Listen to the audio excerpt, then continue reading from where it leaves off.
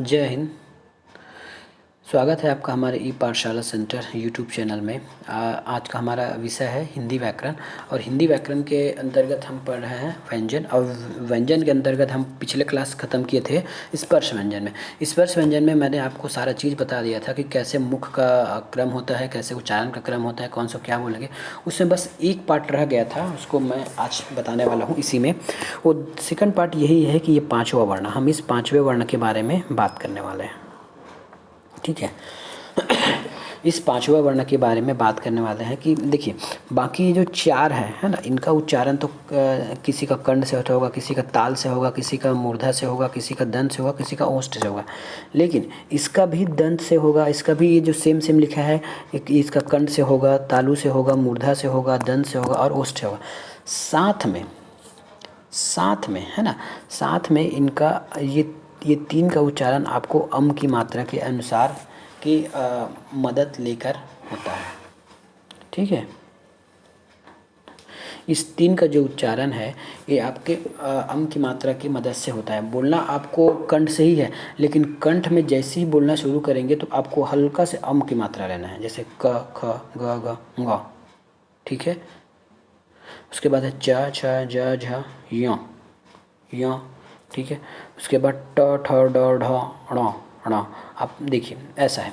तो इस तीनों का उच्चारण आप में अम की मात्रा लेना है। इसीलिए इस पांचवे को हम नासिक के व्यंजन कहते हैं। नासिक के मतलब नाक से निकला हुआ, नाक के सहारे से ही हम इस व्यंजन का उच्चारण कर पाते हैं। ये हमारा नासिक के व्यंजन है। इसमें कभी अम की मात्रा होती है तो कभी बिंदी होती है, और इन दोनों में बिंदी होती है। ठीक है। ये अम की मात्रा होती है। और देखिए इसमें अम की मात्रा का सहयोग किया जाता है, लेकिन इसमें अम की मात्रा उपयोग करते भी लिखते समय और नहीं भी होता है। इसका हम सारा विवरण जब हम वो पढ़ेंगे, वर्तनी पढ़ेंगे, वर्तनी मतलब कैसे बोलते हैं, कैसे लिखते हैं, उस चैप्टर में हम बताएंगे कि किस प्रकार इनका उच्चारण कैसे होता है और कब ये अम में बदलता है और कब ये अम में नहीं लिखा। मतलब यदि हम इस चीज़ को कभी लिखते हैं, जैसे गंगा लिखते हैं, है ना, ये हमारा गंगा है, लेकिन हम गंगा को कई प्रकार ऐसा भी लिख सकते हैं। देखिए ये दोनों है और ये दोनों आपका सही है। ठीक है। ये दोनों है और ये दोनों, देखिए आपको बड़ा मत समझिएगा, ये वाला है, बीच वाला है, ये इस पर डॉट लगाना है, ये ऐसा। तो यही मैं आपको बताऊंगा कि कब ये जो पांचवा अक्षर है कब अम की मात्रा के रूप में ऊपर बैठ जाएगा जाके, तो कब वो अपने ओरिजिनल स्वरूप में लिखा जाएगा। तो इसको हम जब वर्तनी पढ़ेंगे उसमें देखेंगे। और ये जो दो लास्ट का न और म है ना, ये हमेशा आपका बिंदी के रूप में होता है। ठीक है। और ये भी बताएंगे कि कब ये बिंदी होता है और कब होता है। जैसे अगर मैंने ये बात बोल दिया, मैंने इस वर्ड को फिलहाल काट देता हूँ। ठीक है। इसको मैंने काट दिया, मैंने फिलहाल इसको आप एज्यूम मत कीजिए कि कुछ लिखा भी है। मैंने आपको यहाँ बोल दिया कि ये जो बिंदी है वो किसका काम कर रहा है। इस पांचों में से ये क्या चीज़ है? ये अंगा है, या है, णा है, न है या मा है? किसका बताएंगे? तो यही चीज़ हम डाउट क्लियर करेंगे, ये वर्तनी की क्लास में करेंगे। इस चैप्टर में बस इतना आप पढ़ा था। नेक्स्ट है अगला व्यंजन कौन सा है? अगला व्यंजन है आपका अंतःस्थ। मैं आपको हमेशा बोलता हूँ कि वर्डों पर पहले ध्यान दीजिए। अंतःस्थ, अंत मतलब होता है बीच में, स्थ मतलब आने वाला। ठीक है। मतलब बीच में स्थिर। तो इनका उच्चारण स्वर एवं व्यंजन के मध्य होता है। ऐसा माना जाता है कि इसका उच्चारण स्वर एवं व्यंजन के मध्य होता है। तो इनकी संख्या होती है 4। य र ल व, य र ल व। यहाँ भी इसका उच्चारण स्थान दिया गया है तालु, वर्तश और दंतोष्ठ। देखिए तालु, वर्तश और दंतोष्ठ यहाँ लिखा है। यहाँ आपको थोड़ा भी हेडेक लेने की आवश्यकता नहीं है कि हम ये तालु होगा, ये वर्तश होगा, ये वर्तश होगा, ये दंतोष्ठ होगा, इसको हम कैसे याद करेंगे। यहाँ आपको इसको याद करने की ज़रूरत नहीं है। लास्ट में जैसे ही ये हमारा वर्णमाला की क्लास ख़त्म होगी, मैं लास्ट में सभी को आपको एक साथ बता दूँगा। लास्ट में सभी को एक साथ बताऊँगा कि कौन सा कहाँ से उच्चारण होगा है ना। तालु का मतलब तो आज समझ गए थे, तालु मतलब टी हमने लिखा था, है ना। वर्तस्य का मतलब होता है दंत मूल और मसूड़ा, दंत मूल और मसूड़ा। आपका दंत मूल, मसूड़ा, दंत मूल या फिर मसूड़ा, ये वर्तस से होता है। अब इसमें कुछ क्वेश्चन आता है कि र क्या चीज़ है ना। तो र आपका लुंठित है और ल आपका पार्श्विक है। याद रखिएगा, याद करने का ट्रिक है, ल से हम लिखते हैं लुंठित, है ना, लुंठित है, ल आपका लुंठित है, सॉरी बन नहीं रहा है, लुंठित, आपका र लुंठित है। भला ही ये स्टार्ट ल से हो रहा है, ये आपको इसे ट्रिक के माध्यम से आपको याद रखना है। भला ही ल स्टार्ट हो रहा है, र स्थान ये लुंठित स्टार्ट हो रहा है ल से, लेकिन ये ल के लिए नहीं है, ये र के लिए है। र लुंठित, आप र बोल के देखिए, आपका जीभ थोड़ा मुड़ जाता है, र र र इस प्रकार, ठीक है। तो ये होगा आपका लुंठित। और ल होता है आपका पार्श्विक, ल होता है आपका पार्श्विक होता है, ल आपका पार्श्विक होता है, ठीक है। ला आपका होता है पार्श्विक। देखिए, अगर मैं इस पेन से लिख रहा हूँ ना, तो इसलिए मेरी हैंड राइटिंग अच्छी नहीं बन रही है, क्योंकि मैं इस जो वीडियो है उसको अपने फ़ोन से शूट कर रहा हूँ। आप जान सकते हैं कि फ़ोन कितना बड़ा रहता है। मेरा जो फ़ोन है मेरे लगभग हथेली के बराबर है, या उससे भी छोटा है। इसलिए मुझे पेन चलाने के लिए, और टच स्क्रीन में पेन उतना फाइन नहीं चलता जितना हम पेन और पेपर में लिख पाते हैं। फिर भी कोशिश करूँगा कि जितना ज़रूरत हो उतना अच्छे से लिखा जाए, ठीक है। तो ये हमने पढ़ लिया कि याद रखिएगा, पूछता है लुंठित क्या है। यदि क्वेश्चन में आपको देगा निम्न में लिखित में से लुंठित वर्ण कौन सा है, तो आपको र लगाना है। र आपका लुंठित व्यंजन है, और ला आपका पार्श्विक है, वह आपका दंतोष्ठ है। अब इसका मूल हमारा टॉपिक ये था कि इनका उच्चारण स्वर और व्यंजन के बीच होता है, इसलिए इसको अंतःस्थ कहते हैं। यह अलावा ये अंतःस्थ है, ठीक है। अब इसमें यदि आपको क्वेश्चन पूछ दिया कि अंतःस्थ क्या चीज़ है, यदि क्वेश्चन में पूछा गया कि अंतःस्थ व्यंजन क्या चीज़ है, और नेक्स्ट क्वेश्चन पूछ गया अंतःस्थ वर्ण क्या चीज़ है, अगर वर्ण बोलेंगे तब क्या आप बताएंगे आप, है ना। यदि आपको कोई क्वेश्चन में ऐसा पूछता है कि अंतःस्थ, है ना, अंतःस्थ पूछता है, तो आपको बताना है कि वर्ण य, र, ल और व ये आपका अंतःस्थ है। लेकिन जब कोई अर्ध व्यंजन पूछे, है ना, अर्ध स्वर पूछे, यहाँ पे अर्ध लिख देता हूँ, अर्ध स्वर बोलेंगे, है ना, मैं यही लिख देता हूँ। यहाँ देखिए, ये होगा आपका अंतःस्थ, है ना, अंतःस्थ वर्ण बोलेंगे और अर्ध स्वर बोलेंगे, अर्ध स्वर। तो अंतःस्थ व्यंजन पूछेंगे आप तो य, र, ल, व, ठीक है। और कोई अर्ध स्वर बोलेंगे तो अर्ध स्वर होता है हमारा य और व को हम अर्ध स्वर बोलते हैं, य और व को मात्र, बस। अब ऐसा क्यों, इसका भी कारण जान लीजिए। हम र को बोलते हैं लुंठित और ल को बोलते हैं पार्श्विक, अभी मैंने पढ़ा है। इसी प्रकार, इसीलिए इन दोनों का अलग से कैटेगरी बना दिया गया है, और इस य और व को हम अर्ध स्वर के रूप में जानते हैं। तो यहाँ बस इतना ही है। आने वाले नेक्स्ट जब लास्ट में पढ़ेंगे तो इन सब का, ठीक है, इन सब जहाँ इन चारों का कौन सा मुख गुहा में कहाँ इसका उच्चारण होता है वो हम सब देखेंगे। नेक्स्ट टॉपिक क्या चीज़ है, ऊष्म या संघर्षी व्यंजन। ऊष्म या संघर्षी व्यंजन। अब ऊष्म संघर्षी व्यंजन क्या है, इसके वर्ड से ही पकड़िए। वर्ण के उच्चारण या उस उच्चारण करने से जहाँ ऊष्मा की निकलती है या फिर गर्म हवा निकलती है, उच्चारण में किसी वर्ण के उच्चारण में यदि मुख को रगड़कर गर्म हवा बाहर आए तो उनको श बोलते हैं, है ना। उसको हम ऊष्म या संघर्षी व्यंजन बोलते हैं। इसकी संख्या होती है 4।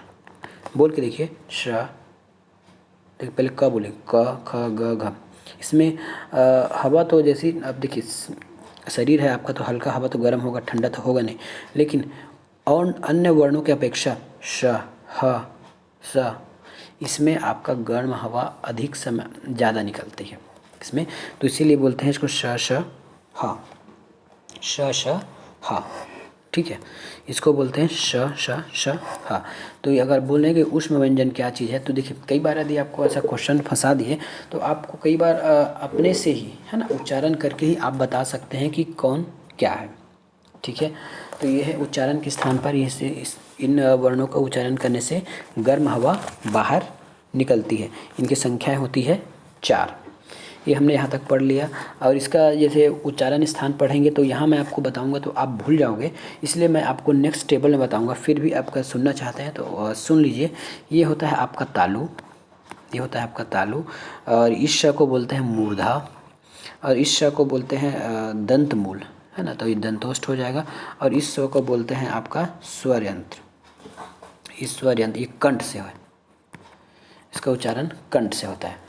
ह बोल के देख लीजिए, ह नीचे प्रेशर पड़ रहा है ना, श। अब देखिए आपका तालु वर्ग कौन था? तालु वर्ग कौन सा? तालु वर्ग था आपका च छ ज झ, ये आपका तालु था। अब इसे को वहीं से आपको श को बोलना है, श। आपका जीभ जहाँ च छ ज बोलने में जा रहा था, ठीक है, वहीं आपको श बोलने के लिए जीभ ले जाना पड़ेगा। तो च छ ज श। और मूर्धक बोलने के लिए जहाँ मूर्धा का यूज़ होता था कि उस यहाँ पे आपको ले जाना है आपके जीभ को, तो अच्छे से इसकी साउंड निकल जाएगी, ठीक है। तो ये होता है आपका ऊष्म व्यंजन या संघर्षी व्यंजन, ठीक है। नेक्स्ट देखते हैं।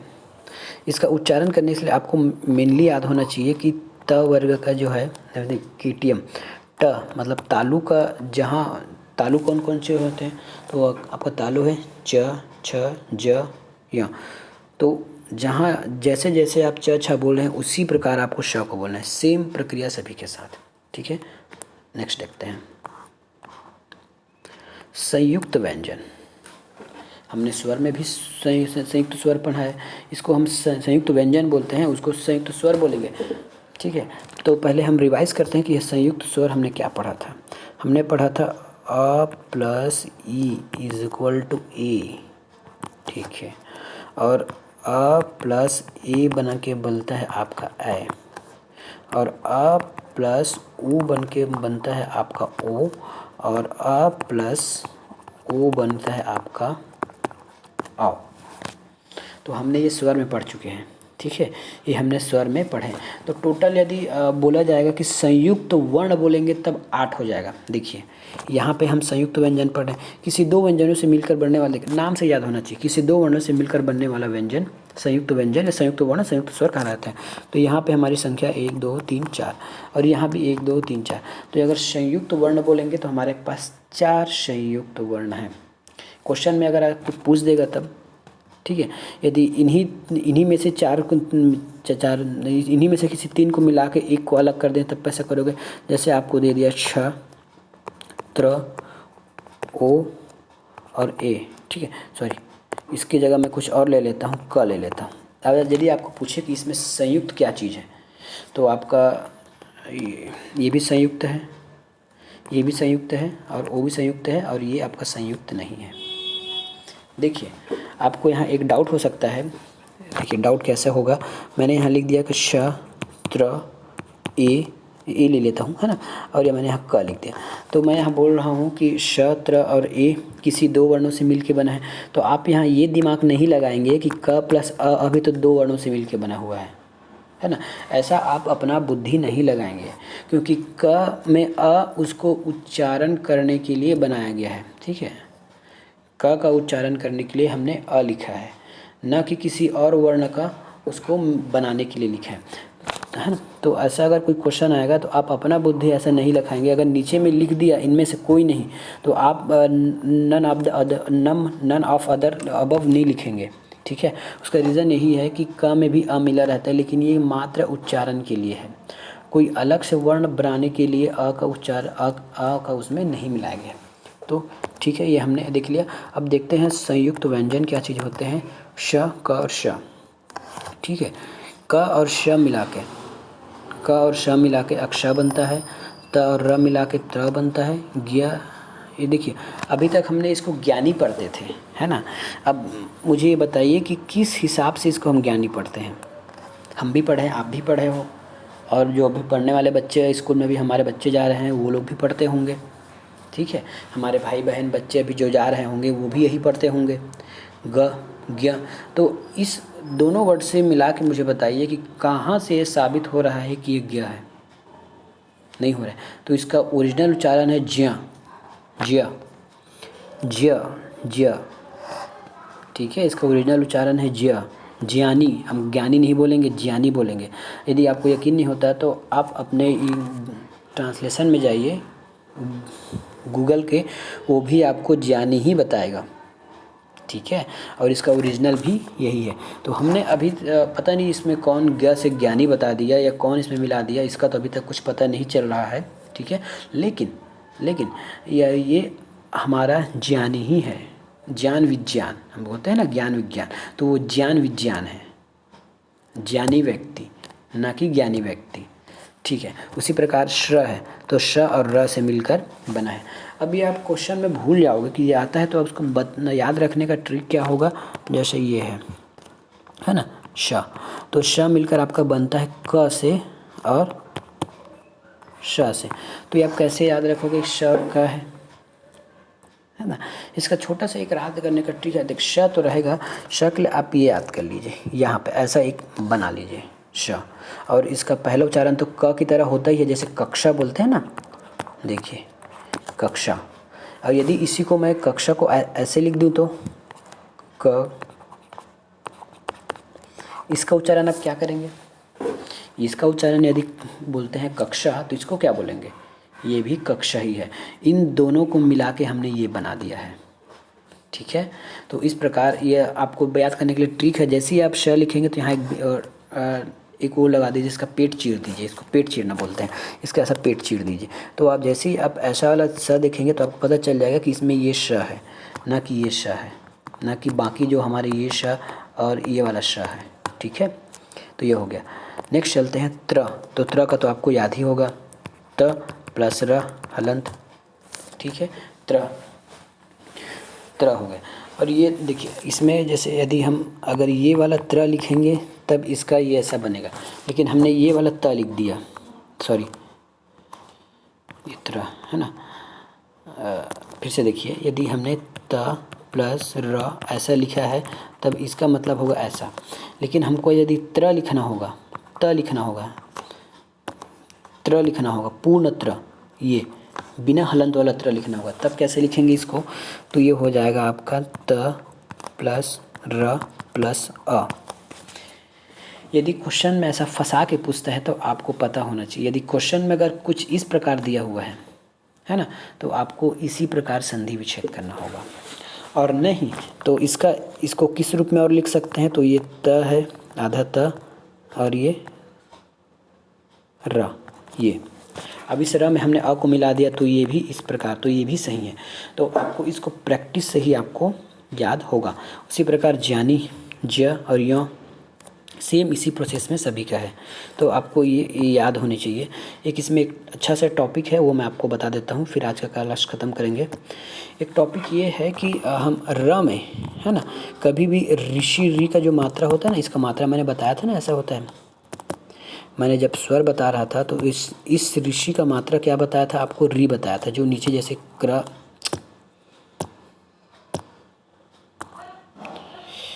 कौन सा चिपक गया,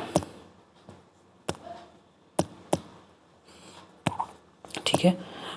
देखिए मैंने जब आपको बढ़ाया था ऋषि, तो इसका मात्रा पढ़ाया था ऐसा, जो है ना, जो किसी भी व्यंजन के नीचे या फिर किसी भी वर्ण के नीचे लगता है। तो हम इस मात्रा का उपयोग कहाँ कहाँ नहीं कर सकते, ये आपको मैं बताना चाहता हूँ। जैसे हमने लिखते हैं श्रृंगार, श्रृंगार। अब ये बताइए गलत है कि सही है, ठीक है। श्रृंगार या श्रृंग लिखते हैं, श्रृंग, इस प्रकार। तो ये क्या है, तो पहले तो आप ये जान लीजिए कि हाँ, इस री का उपयोग है ना, इस री की मात्रा का उपयोग हम कहाँ कहाँ नहीं कर सकते हैं, इस री का उपयोग हम कहाँ कहाँ नहीं कर सकते हैं। तो इस री में हम या इसको यूज नहीं कर सकते, इस र का मात्रा का उपयोग हम र में नहीं कर सकते, इस री का मात्रा का उपयोग हम इस र वर्ण में नहीं कर सकते। अगर करेंगे तो क्या लिखेंगे बताइए, अगर कर भी दिए ऐसे नीचे र भी लगा दिए री की मात्रा, तब इसको क्या पढ़े, रर्री, रर्री। हमारे हिंदी वर्ड में तो ऐसा कोई वर्ण ही नहीं है, ना ही कोई शब्द है रर्री। तो याद रखिएगा, ये जो श्रृंगार लिखा है वो गलत है, ये भी गलत है। क्यों, क्योंकि इस स्र में र मिला हुआ है, ठीक है। या फिर आप श्रमिक लिखते हैं, श्रमिक, ठीक है, या श्रमिक, ऐसा इस समय सभी में र है तो ऐसा है। तो आप किस किस वर्ण के नीचे इसका मात्रा का यूज़ नहीं कर सकते? तो पहला है आपका र, और र से बनने वाले जो संयुक्त स्वर हैं वो है आपका त्र।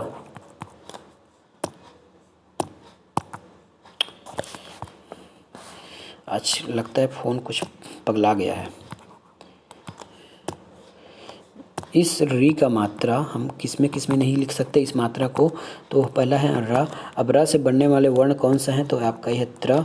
त्र के बाद होता है आपका श्र। यदि हमको इसके नीचे मात्रा लगाना होगा तो हम इस र के नीचे मात्रा लगाना होगा तो कैसे लिखेंगे? इसको ऐसे लिखेंगे, श्रृंगार।